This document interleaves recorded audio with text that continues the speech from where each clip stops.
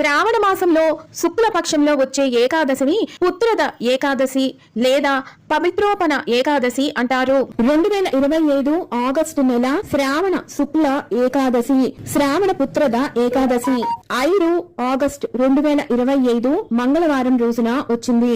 వివాహమై సంతానం లేక బాధపడుతున్న దంపతులు ఈ ఏకాదశి నాడు ఉపవాసం ఉండి శ్రీహరిని విష్ణు సహస్ర నామాలతో ఎవరైతే పూజిస్తారో వారికి తప్పకుండా సంతాన భాగ్యం కలుగుతుంది అని శాస్త్రవచనం.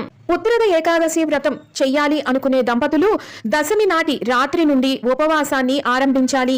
ఏకాదశి నాడు సూర్యోదయానికి ముందే నిద్రలేచి తలస్నానం చేయాలి. ఆ రోజంతా నిష్ఠగా ఉపవాసం ఉంటూ విష్ణుమూర్తిని ఆరాధిస్తూ గడపాలి. విష్ణు సహస్రనామం, నారాయణ కవచం ఇలాంటి స్తోత్రాలను చదువుతూ ఉండాలి.